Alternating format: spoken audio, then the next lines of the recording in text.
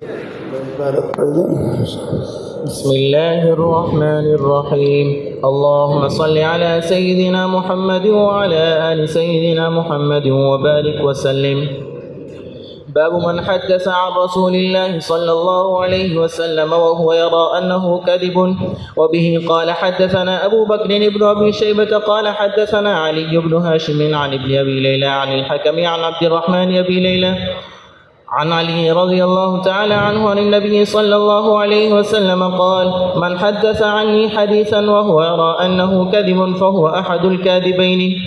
وبه قال حدثنا أبو بكر بن أبي شيبة قال حدثنا وكيع وقال حدثنا محمد بن بشار قال حدثنا محمد بن جعفر قال حدثنا شعبة عن الحكم عن عبد الرحمن بن أبي ليلى عن سمرة بن جندب عن النبي صلى الله عليه وسلم قال: من حدث عني حديثا وهو يرى أنه كذب فهو أحد الكاذبين. وبه قال حدثنا عثمان بن أبي شيبة قال حدثنا محمد بن فضيل عن الأعمش عن الحكم عن عبد الرحمن أبي ليلى عن علي رضي الله تعالى عنه عن النبي صلى الله عليه وسلم قال: من روى عني حديثا وهو يرى أنه كذب فهو أحد الكاذبين. وبه قال حدثنا محمد بن عبدك أنبأنا الحسن بن موسى الأشيب عن شعبة مثل حديث سمرة بن جندب. وبه قال حدثنا أبو بكر بن أبي شيبة قال حدثنا وكيع عن سفيان عن حبيب بن أبي ثابت عن ميمون بن أبي شبيب عن المغيرة بن شعبة رضي الله تعالى عنه قال: قال رسول الله صلى الله عليه وسلم: من حدث عني بحديث وهو يرى أنه كذب فهو أحد الكاذبين. جزاک اللہ. آپ وہاں بیٹھ جائیں جب جیسے حضرت شیخ ہیں پھر مجھے بتلا دینا. جب بالکل نا آپ کو نظر آ جائیں پھر مجھے بتلانا ذرا. ٹھیک ہے. ابھی تو آپ بیٹھے رہیں چلو ابھی تو ہم ادھر بیٹھ جائیں. چلو جب پونے پہ آپ دیکھیں نا وہاں پہ خود کھڑے ہونا. جب نظر آ جائیں پھر مجھے بتلانا ذرا. میں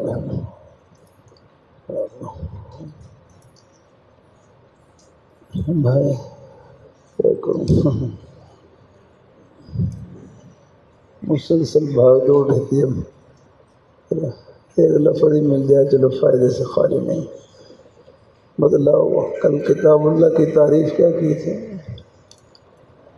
القرآن المنزل والرسول علیہ السلام. پھر میں نے کل رکھیتاً تعریف کتنی قسم پر ہے, کون کون سی؟ تعریف حقیقی اور تعریف لفظی. تعریف حقیقی اسے کہتے ہیں کہ کسی شے کی تعریف اس کی ذاتیات کے ساتھ کی جائے, اور تعریف لفظی غیر مشہور لفظ کی تعریف لفظ مشہور کے ساتھ. نورمال میں آپ نے پڑھا ہوگا امل کتاب فالقرآن المنزل. فالقرآن منزل. یہاں قرآن میں دو احتمال ہیں. یا قرآن سے مراد مصدری معنی ہے. مصدری معنی اگر مصدری معنی ہو قرأ یقرؤ سے یا قرأ یقرأ سے تو پھر یہ مصدر مبنی مفعول ہے. الف اب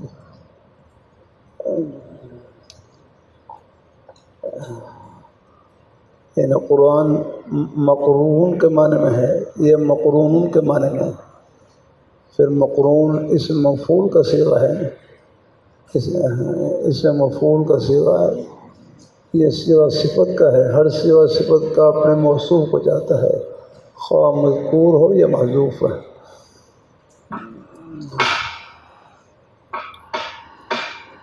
تو بہرحال فالقرآن المنزل. فالقرآن دھیان سے اما الکتاب فالقرآن منزل. القرآن مصدر مبنی مفعول ہو اور اسے مفعول کے معنی میں ہو. کیا معنی کریں گے اس کا؟ بہرحال کتاب کتاب اللہ ہے. اس کتاب کا نام ہے مقرون کہ جس کے مضامین آپس میں ملے ہوئے ہوں. یا مقرون کے معنی میں ہو تو پھر معنی کتاب اللہ اس کتاب کا نام ہے آگے جو پڑھی جاتی ہے، جس کی تلاوت کی جاتی ہے۔ تو پھر یہاں پر جو تعریف حقیقی ہے اس کی ابتدا القرآن سے ہو جائے گی، عجیب بات ہے۔ اور اگر قرآن سے مراد آپ کیا لیں؟ علم لیں، قرآن سے مراد علم نام لیں، علمی معنی مراد ہے، قرآن سے مراد کہ قرآن پاک علم ایک کتاب، قرآن سے مراد اگر آپ علم لیں پھر یاد رکھنا پھر کیا معنی کریں گے یہاں پر؟ امل کتاب القرآن کا معنی کیا معنی کریں گے؟ کتاب اللہ اس قرآن پاک کا نام ہے، کلام ہے۔ تعریف لفظی ہے، غیر مشہور لفظ کی تعریف لفظ مشہور کے ساتھ کی جائے۔ کتاب اللہ اس قرآن پاک کا نام ہے، المنزل والرسول علیہ السلام، یہاں سے یعنی کتاب اللہ کی تعریف قرآن پاک سے یہ تعریف لفظی ہے، اور تعریف حقیقی المنزل سے آگے شروع ہو گئے ہیں۔ چلو یہ تھوڑی ذہن میں آگے بات ہوں آگے سنت رسول اللہ یاد رکھنا۔ سنت رسول اللہ میں 3 چیزیں حجت ہیں۔ نمبر 1 قول رسول، نمبر 2 فعل رسول، نمبر 3 تقریر رسول۔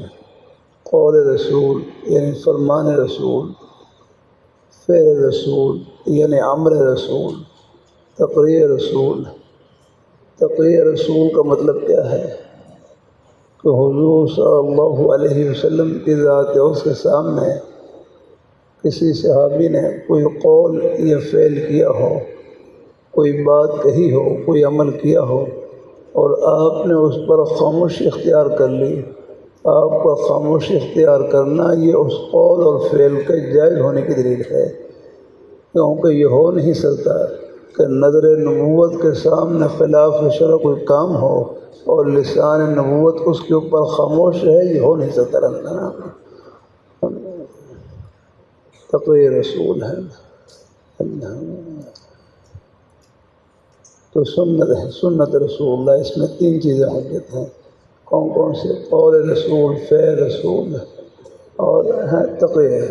تقریر رسول کا مطلب آگے ہے تو حضور صلی اللہ علیہ وسلم کی ذات اس کے سامنے کسی صحابی نے کوئی قول یا فعل کیا ہو اور آپ نے اس پر خاموشی اختیار فرمائی ہو، آپ کا خاموشی اختیار کرنا یہ اس قول اور فعل کے جائز ہونے کی دلیل ہے۔ 2 تیسرے نمبر پر اجماع ہے۔ اجماع کی تعریف کیا ہے؟ ہمارے بزرگ صاحب مولانا شاہ صاحب رحمۃ اللہ علیہ اللہ رحمۃ اللہ علیہ کے شاگرد بڑی سادہ سی تعریف کرتے ہیں، آپ کو پڑھتے پڑھاتے وقت کام آئے گی۔ کئی اجماع اور بھی ہے تعریف ہے لیکن مختصر تعریف اجماع امت کہ آپ کی امت میں سے اہل علم کا کسی مسئلے پر متفق ہو جانا، اس کا نام اجماع ہے۔ بس کہ آپ کی امت میں سے اہل علم کا کسی مسئلے پر متفق ہو جانا، اس کا نام اجماع ہے۔ اور قیاس کا لغوی معنی کیا ہے؟ اندازہ کرنا، اور قیاس کی اصطلاحی تعریف یہی ہے تعدیۃ الحکم من الاصل الى الفرع لعلۃ مشترکۃ۔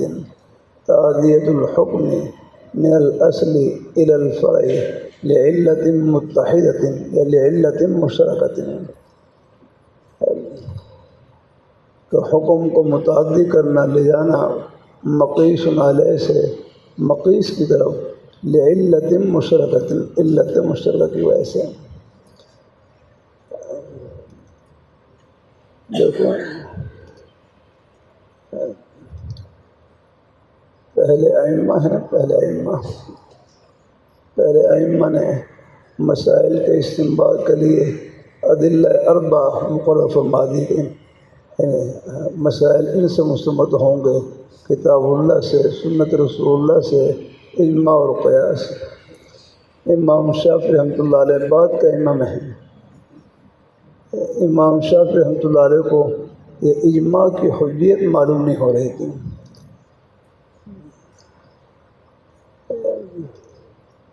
تو غالباً حلبی صغیر میں ہے کہ امام شافعی رحمۃ اللہ علیہ نے 300 مرتبہ قرآن پاک کی تلاوت کی، اور پھر اللہ تعالیٰ نے یہ آیت کھولی، وَمَن يُشَاقِقِ الرَّسُولَ مِن بَعْدِ مَا تَبَيَّنَ لَهُ الْهُدَىٰ وَيَتَّبِعْ غَيْرَ سَبِيلِ الْمُؤْمِنِينَ نُوَلِّهِ مَا تَوَلَّىٰ وَنُصْلِهِ جَهَنَّمَ۔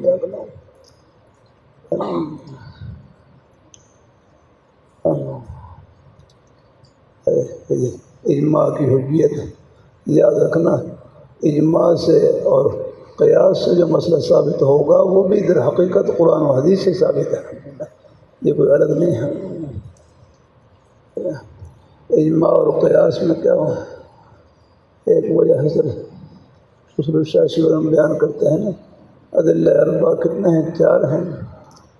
کون کون سے؟ کتاب اللہ، سنت رسول اللہ، اجماع امت اور قیاس۔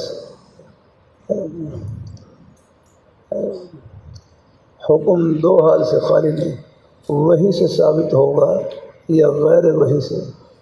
اگر وحی سے ثابت ہو پھر 2 حال سے خالی نہیں۔ آگے بولو ذرا، وہی مطلوب ہوگی یا غیر مطلوب؟ اگر مطلوب ہو تو کتاب اللہ، وہی غیر مطلوب ہو اللہ، اور غیر وحی سے ہو۔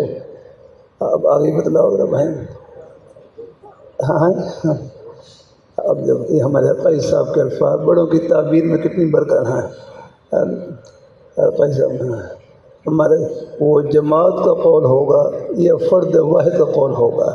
اگر جماعت کا قول ہو تو اس کو اجماع کہتے ہیں، فرد واحد کا قول ہو تو اس کو قیاس کہتے ہیں۔ الحمدللہ اگر جماعت کا قول ہوگا تو اس کو اجماع، اور اگر فرد واحد کا قول ہو تو اس کو قیاس۔ تو بہرحال ہے یہ موٹی موٹی تعریف ذہن میں آ گئی ہیں۔ سنت رسول اللہ، باب اتباع سنت رسول اللہ صلی اللہ علیہ وسلم، یہ ادلہ اربع۔ ارے سب کا کچھ موٹا موٹا مفہوم تو آ ہی گیا انشاءاللہ، الحمدللہ۔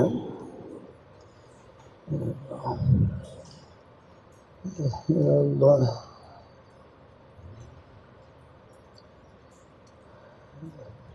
بھائی دیکھیں ساتھی ہیں، اچھی طرح ٹھیک، جزاک اللہ بھائی۔